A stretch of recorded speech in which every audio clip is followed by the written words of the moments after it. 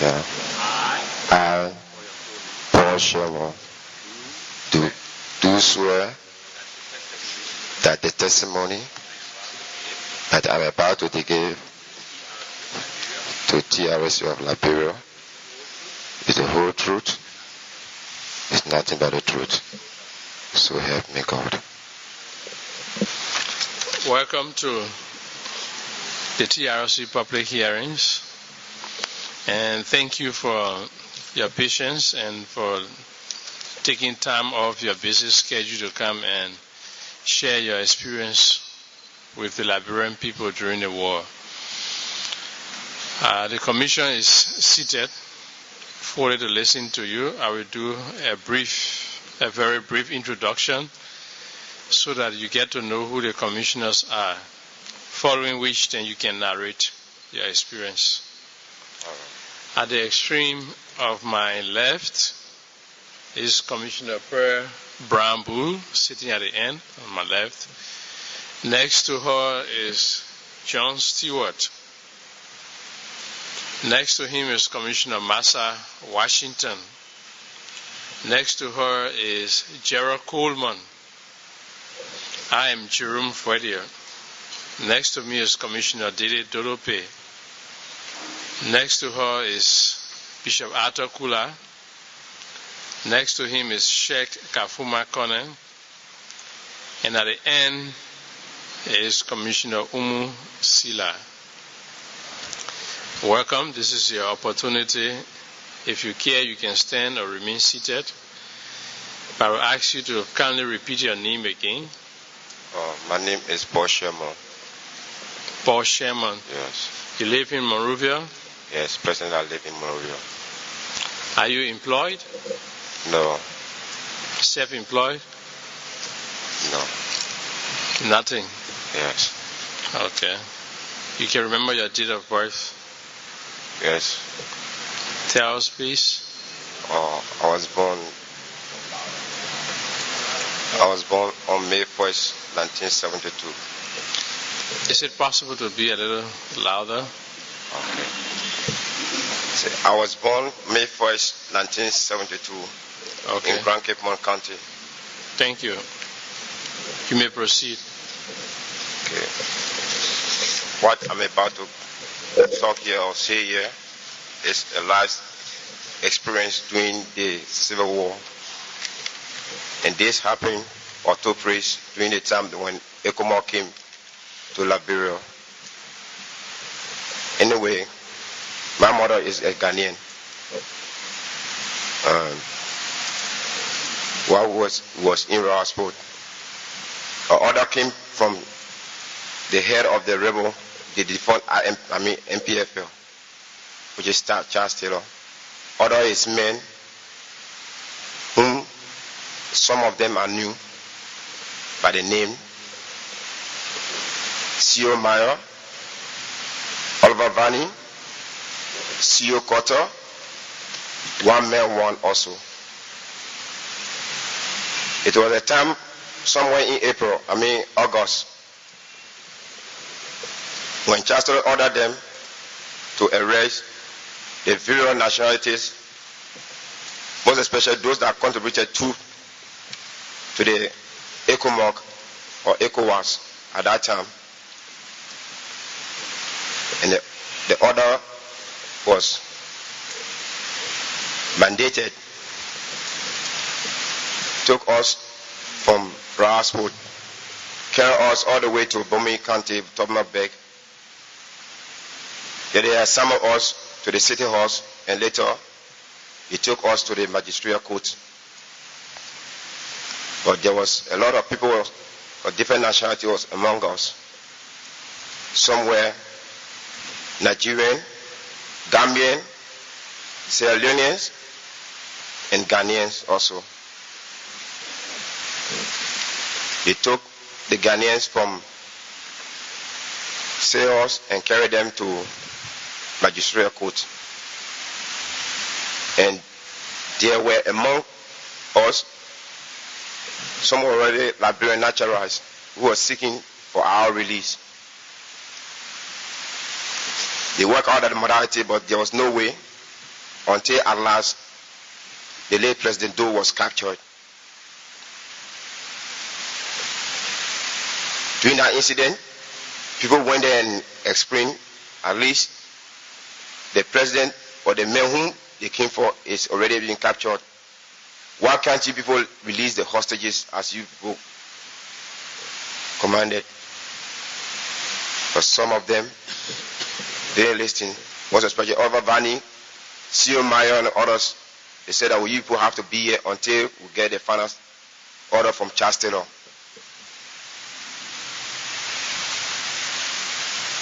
But time came, they turned their back against us. Not even listening to our petition anymore. And while we were there, some people was disappearing. So, as a man, God has already given us an eye, ear, foot, everything. We begin to take our lead back to our spot. On our way going, there was a man on the highway, said checkpoint on the highway, collected us again, asking us, who released people? We explain everything to them. And the man whom you people came from is already been captured. And we asked for our release yesterday. You people turned your back against us. So why else again should you people still keep us here? Some of us are dying by starvation. Some of us are dying by cholera outbreak. And other fellows said, notwithstanding, we have to seek for an order from the high commander before releasing people, if at all you people are to leave from here. We put our lay resources together and we donated roughly about $21 to $23 liberty at that time. Give it to them. So okay, you people can leave from here and make your way through to Rawasport. We start taking the food lead until some of us was unfortunately reached to Clay. For me, I slept at Clay Mission, the Catholic Mission. The next morning, we take our lead, pass by the Clay checkpoint, turn on your right, leading to Bar. When we reach to Bar, there was a certain commander who was there by the name of Barre. This Barre re-arrested us and kept us in a small narrow areas. But every now and then, people fainting, going off and dying. We were there. We spent roughly about 1 or 2 months at Bar. Unfortunately, Chancellor gave an order to them that anytime any soldier of NPFL having to be shot dead, they should command any of the citizens of the ECOWAS state, 3 or 4 or 5, let's say 10 of them should be killed on the same spot.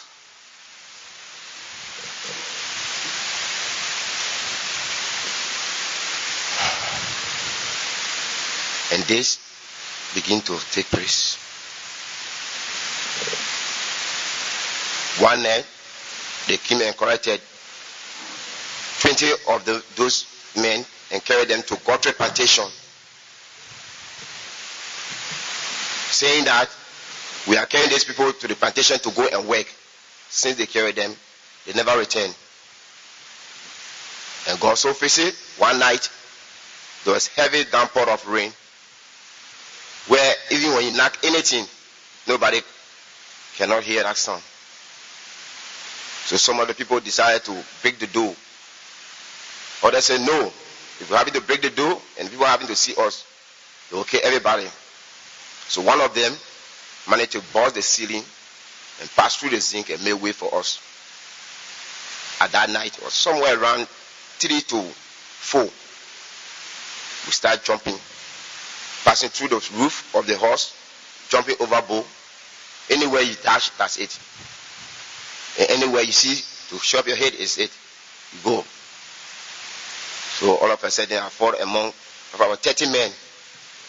Just enter Guthrie Plantation, walking on unknown path.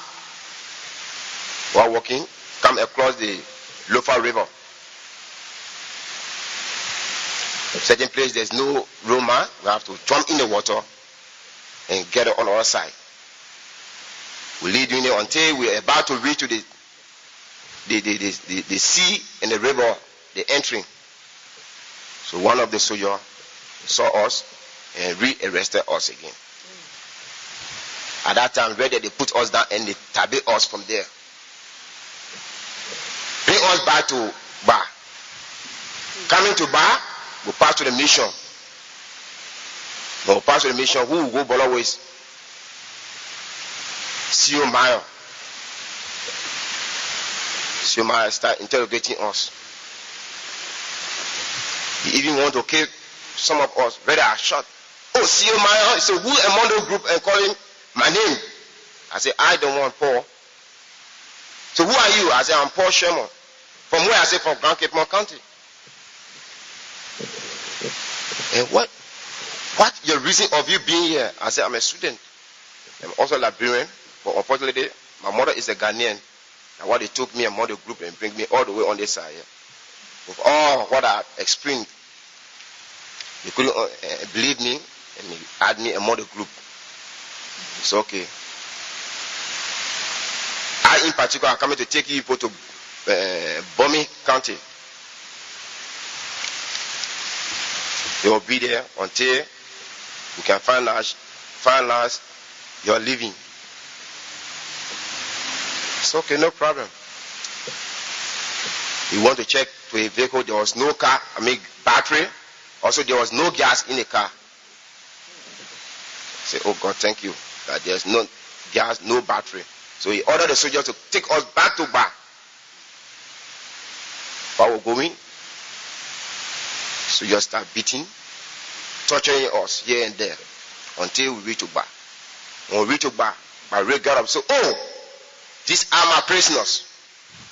At last, I receive people back. And now, nobody will escape.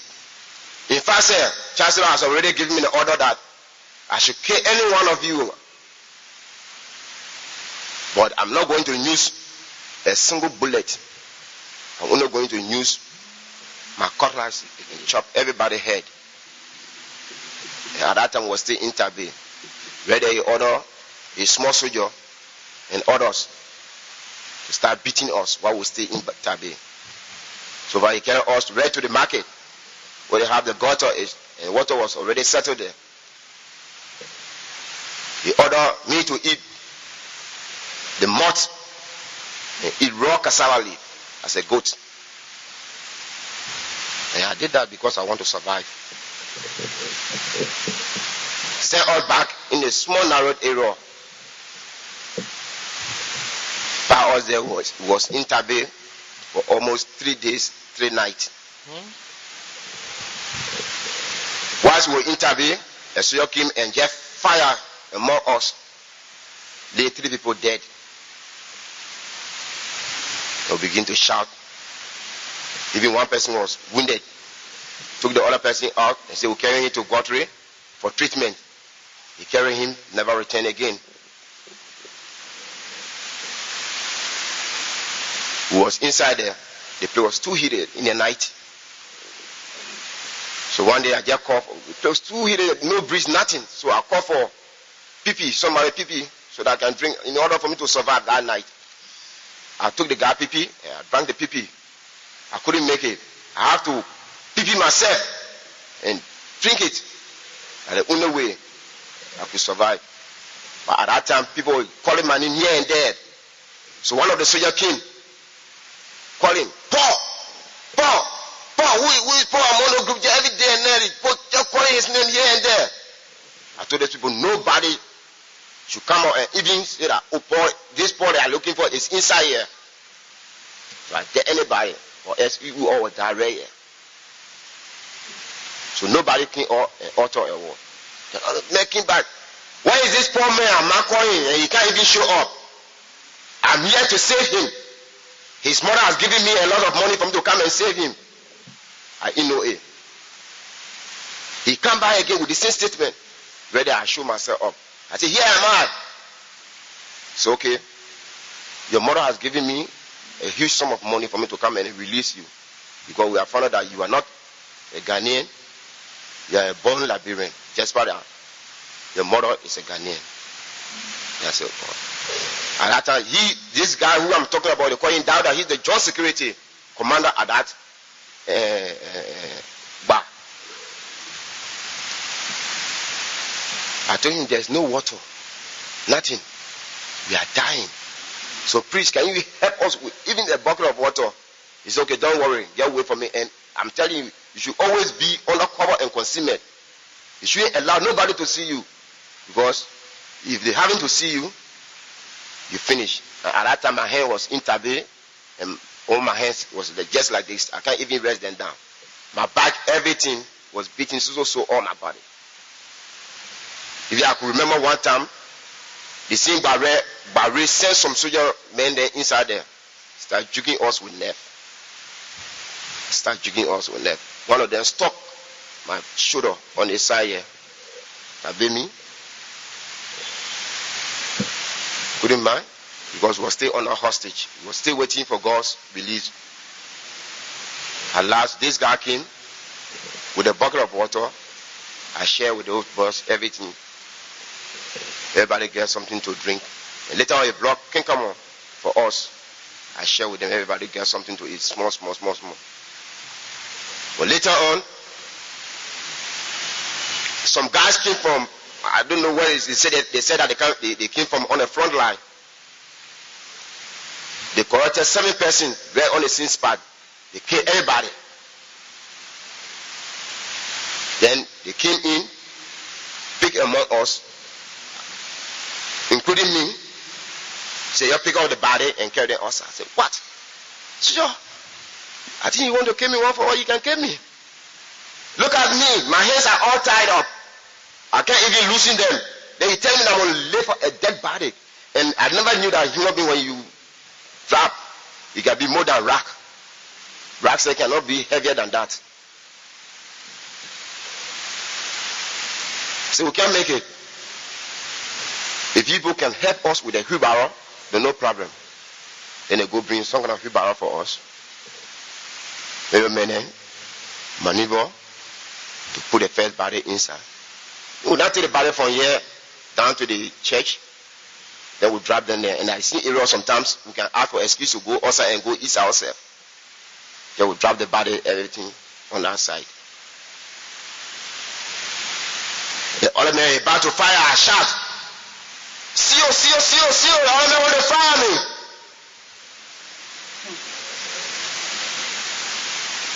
Then the CEO shot. As you were soldier, and the same fellow who they call Dawda came, say, Paul, you have only a few time to be here. And say, anytime anybody want to harm you, just shout and call my name. And nobody can take your life here. I want to say, please, try by all means and take me out of this group. Because anytime from now, any of them have to come and see my condition, they don't want to take my life away. So please try by all means and take me from this side. Say, wait small. You should still be concealing yourself.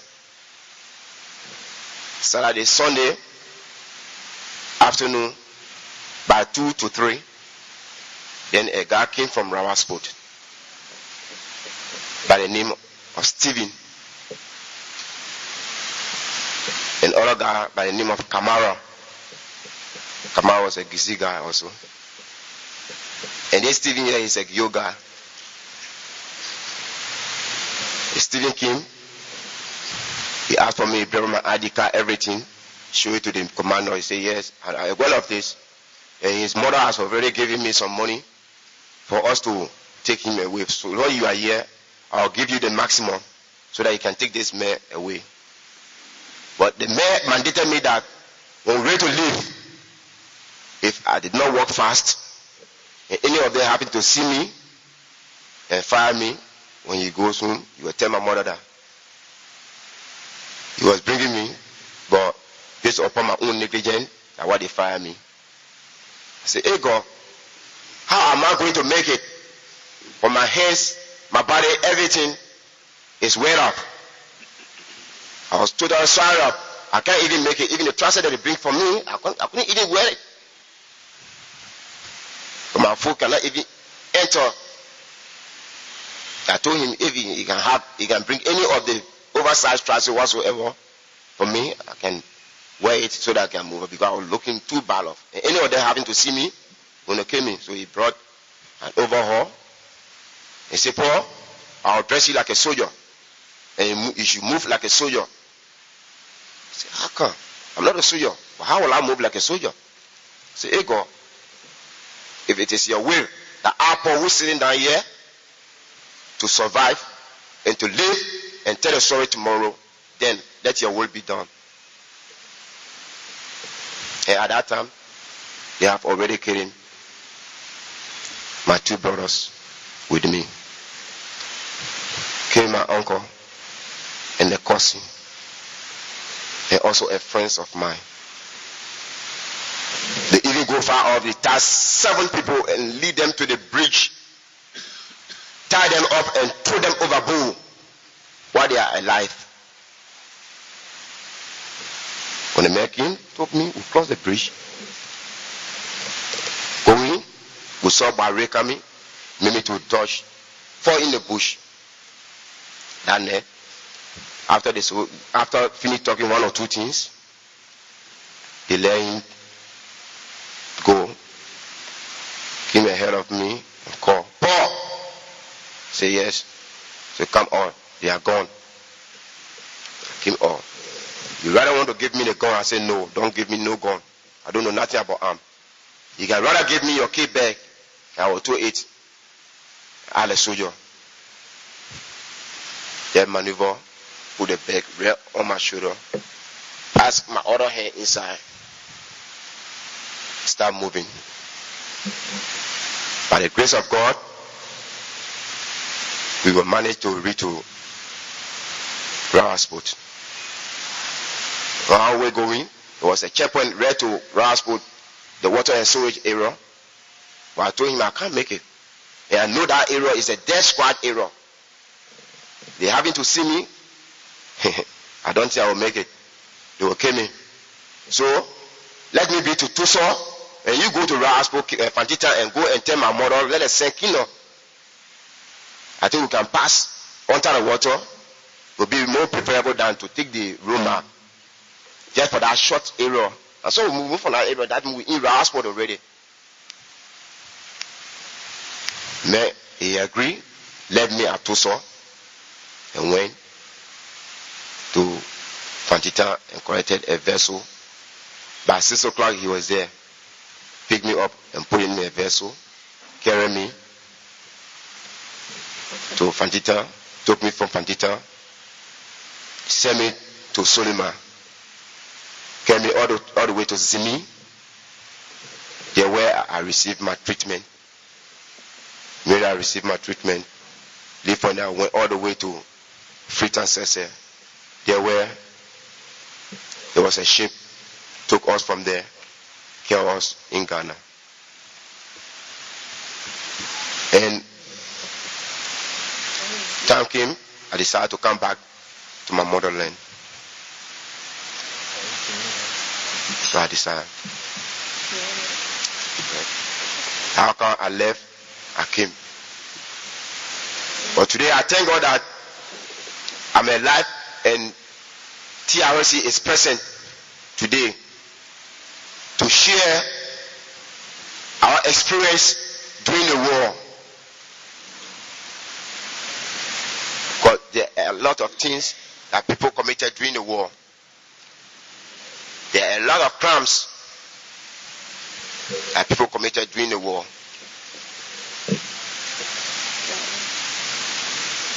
So I'm here. Even though those people are taking my people away, my uncle, my brother, and my cousin, I cannot say that they should bring those people life back or whatsoever. But I'm here to share my experience. To those who never experienced such, people are going around saying that TRC is here to open all wounds. It's not for that. TRC is here for us. We experience the brutal, severe beating and killing, so that every one of us come up and speak on their mind. This is a matter of speaking on mind. This is not a matter of opening all wounds. So I would like to conclude here. Thank you very much, and sharing our experiences and not necessarily digging up old wounds. So I want to thank you for coming, and we sympathize with you for the loss of your relatives and the suffering you went through just because you had a Ghanaian relation or your mother was a Ghanaian.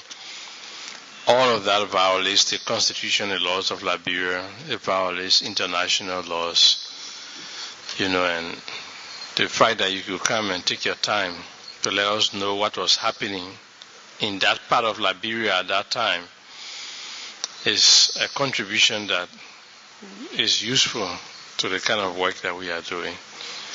So we want to tell you very, very thank you. And my colleagues, the commissioner, will ask you one or two questions. You're welcome. Commissioner Booth. Mr. Sherman, in furtherance of what the chairman said, I would just like for you to please give me the names of your brother and cousin that were killed that you never saw. My brother, JB. Could you spell it? JB Williams. Yes. And Dennis Williams.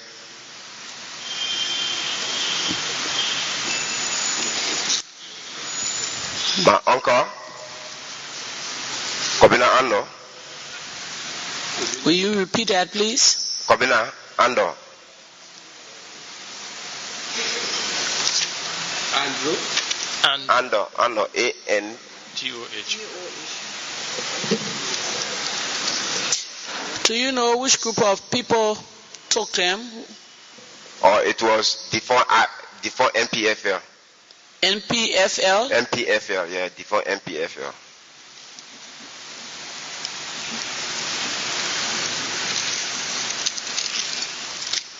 Can you remember the year? It was 1990, August.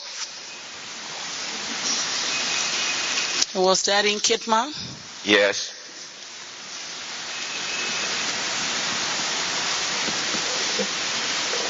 Thank you. Thank you. Throwing light on things that happened that in some instances we only heard of. And you have thrown a lot of light on the kind of suffering Ghanaians, Nigerians, other nationalities, especially from ECOWAS, that they experienced during our Civil War. I join the rest of my colleagues in extending our sympathy to you for the death of your brothers, your uncles, and other friends, relatives, and other compatriots who you probably do not bear any relationship to. My question is, I'll just ask you to think back a little bit and recall who were the top commanders of the NPFL in the area at the time. At that time, I cannot recall those people involved, the main commander, but there are a lot. This one will come and say that he's the chief, but what I'm aware of, is CEO Oliver Vanney. CEO Oliver Vanney, Commander, I'm suspect. You also mentioned that after you left Cape Mount, you went into Sierra Leone, to Suleiman. Mm-hmm. I'm also asking you to think back. To the best of your recollection, were there Liberian refugees at Suleiman? Yes, there was a Liberian refugees at Suleiman, but most of them was based at Zimi. Zimi was the main camp for the refugees, but some were at Suleiman. Few of them. So, were you in that area of Sierra Leone when the NPFL attacked Sierra Leone? At that time, I was born. I was born at that time, yeah. Okay, thank you very much. Thank you.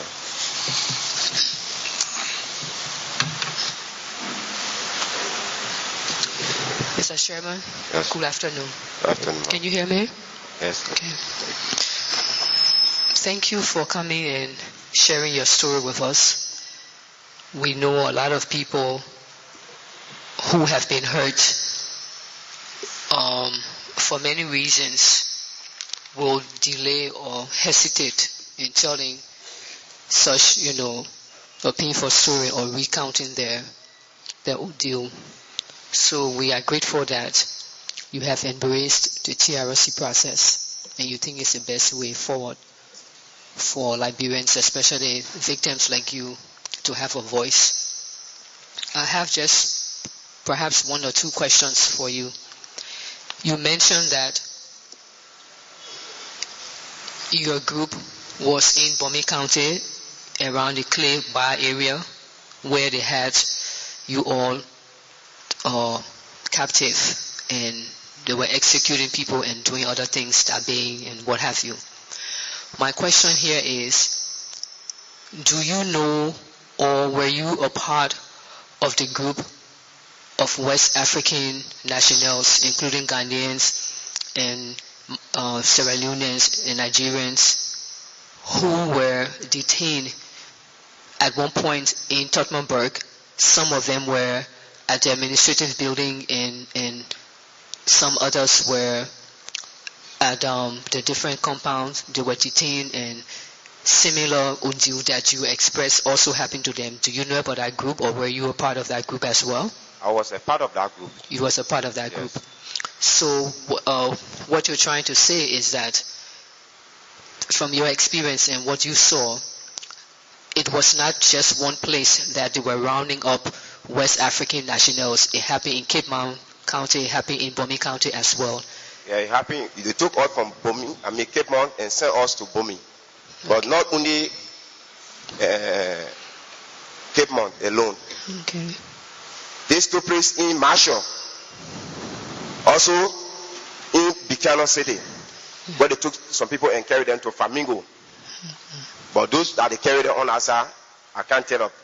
But what I learned of in Marshall, there was no survivor. Likewise in Cape Mount. In Raspo, they took, I think, roughly about 1,000 group or 1,000 human beings to Bomi. But I assure you, those that survived cannot even reach 75 persons. Okay. And the reason I asked the question is because some of us also in our research and working with our teams also came across information that West African that tend to authenticate your version of what happened with West African nationals who were here.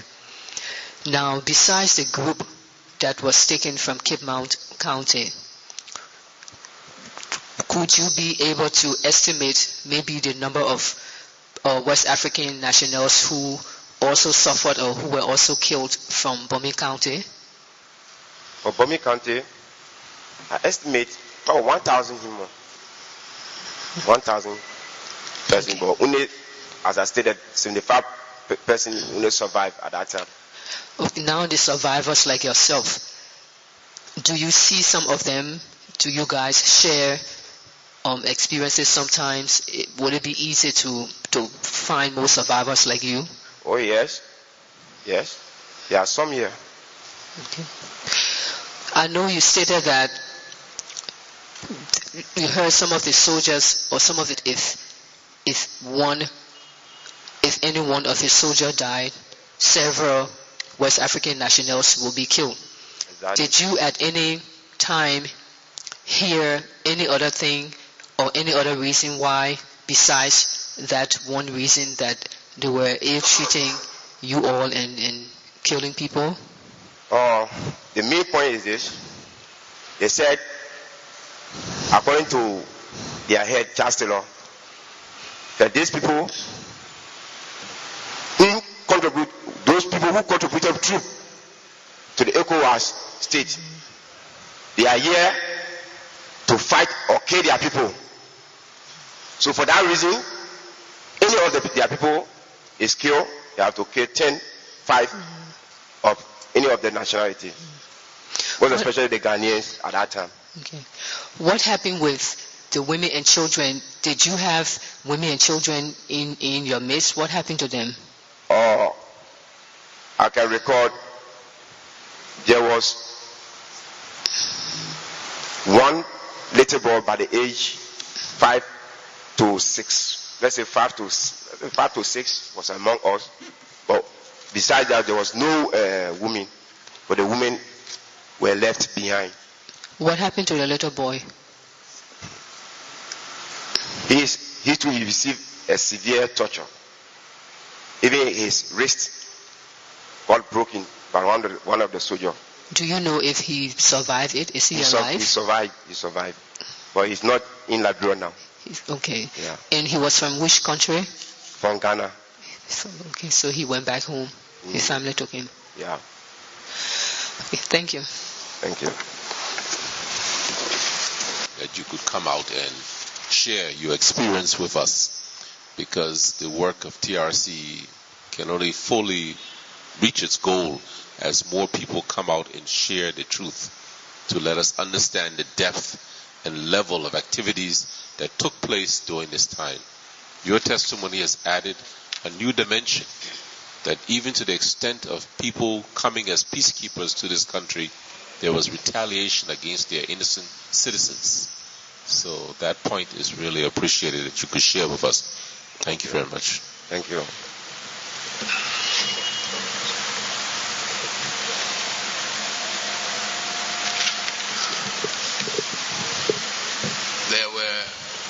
And I want to join my friends again to say no more to you and all the things that happened to you. We are very, very sorry about what happened. There were quite a number of Ghanaians along the coast besides your group. Do you know of any other group that were captured by the fighting the rebels or NPFL? Do you know of any other groups? No. No other groups? Yeah. There were some in Cape Mount, there were some in other villages along the coast, all the way coming to Monrovia. There was no message from any of you. What I know of is Marshall, those that live at Marshall and Bicano. Because we got to inform that those that are in Bicano have been arrested also. But those that are in Marshall, from that very day when Chancellor released the order, we're having to survive, then by God's mercy, they massacre everybody at Marshall. Even one of the person, he was buried alive right in Marshall. That's what I learned after. The soldiers who did this, all the atrocities, thank God you were able to survive. If you see some of them today, will you identify them? Yes, I will. Have you seen some of them in Monrovia? Doing or around the country? Right in Monrovia, doing terror regime, C.O. Maya, he was working at Ready to Defend to Benson Street, where he was. C.O. Myers. And he stayed in Monrovia? I think so, he stayed in Monrovia. One time I came across him Ready to the There's another name you call Barre. Barre. Does he have another name or just that's a name you know? This Barre I'm talking about is now deceased now. Is that what? He's dead. He's dead. Oh, yes. He's died. All right. But there was another name. Even if he's dead, was there another name? I wouldn't know him by the name Barre. Name. Yeah. All right. Thank you. Thanks. Thank you very much for coming to the commission and explaining your story. Thank you. Your testimony have confirmed what happened to the West African brothers because of their intervention in Liberia. You mentioned 3 general names: C.O. Myers, Vanny, One Man One, and Barry. Koto. And Koto. Mm-hmm. Now, besides C.O. Myers that you saw to defense, and Vanny, who you said is dead, have you been able to see any of them lately? No. I haven't seen none of them yet, apart from C.O. Myers. None of them haven't laid out on them. But it seems as if in your testimony that you knew C.O. Myers well. Yes, I knew him very well because he used to come to us every now and then to come at least share with us how we are going to be released. But your interaction with C.O. Myers only started after the arrest? Yes. Thank you.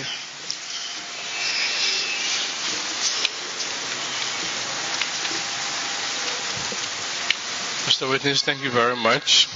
Just one last question.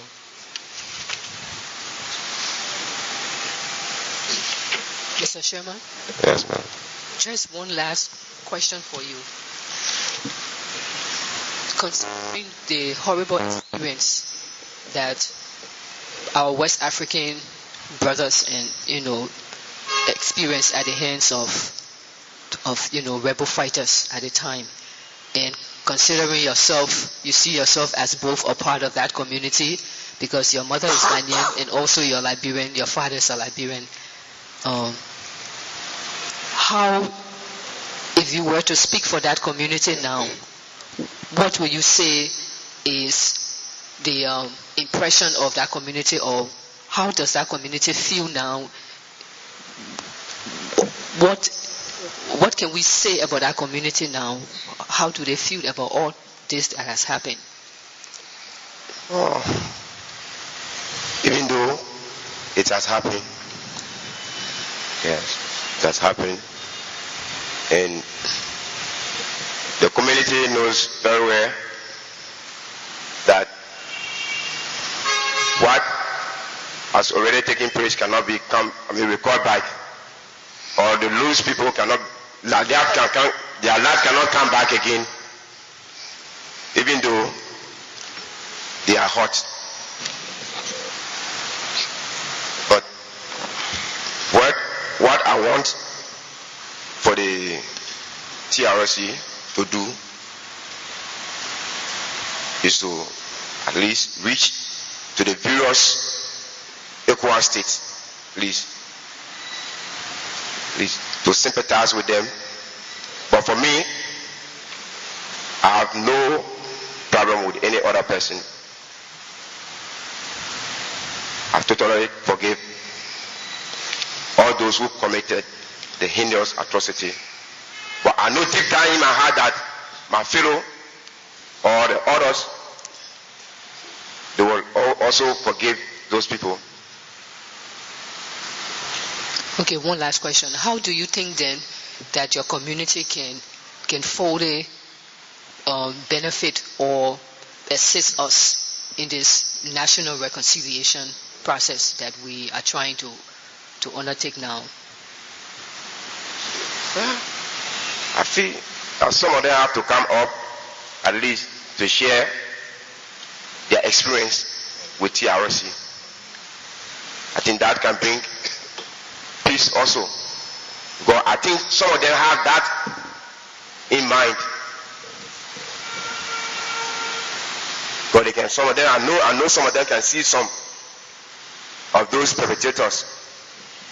But in so doing, they have to come up and express their mind. And also the perpetrators have to come up and say, oh, we did this to so people, but we will honor do it.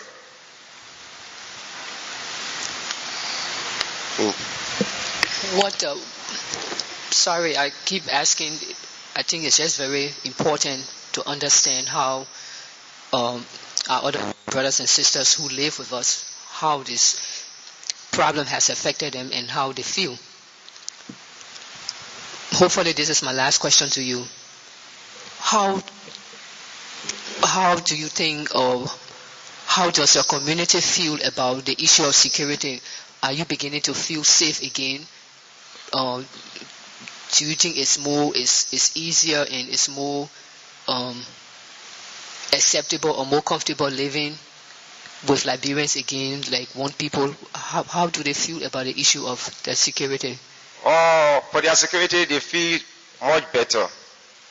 They feel more better because there's no more war fighting in Liberia now.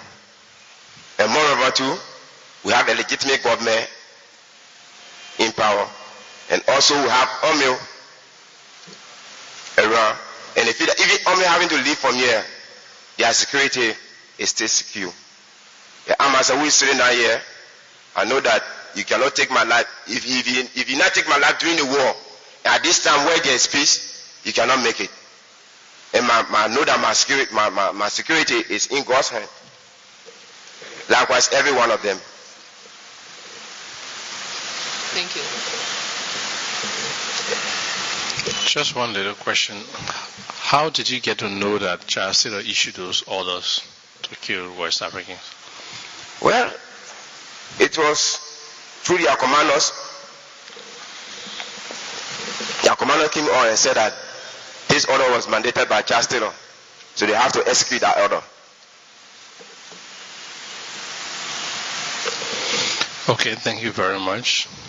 Thank you. And all commissioners have said thanks for your courage to come and speak through your experience.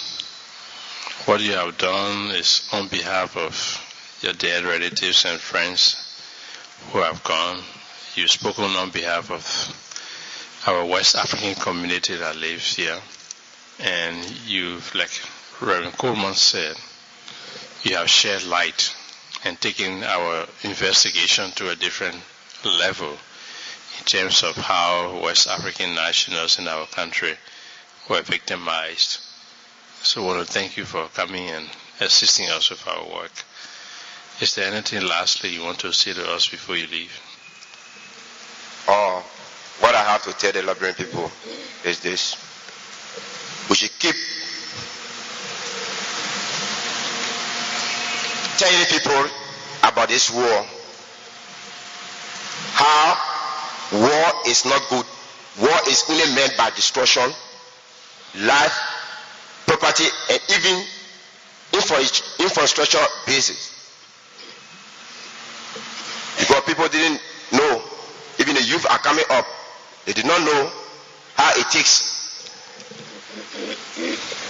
So I'm calling upon every one of them,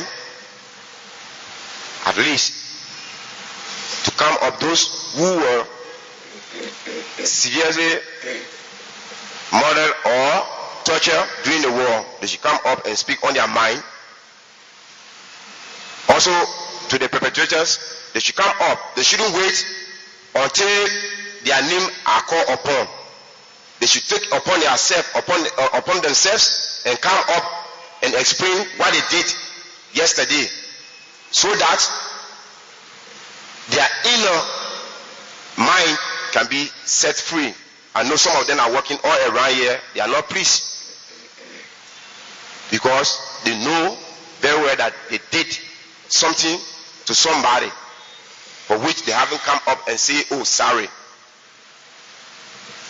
So I'm calling everybody to come to TRC share their experience with the various people, whether you're Liberian or you are not Liberian. Let a culture of impunity should never ever exist. I thank you.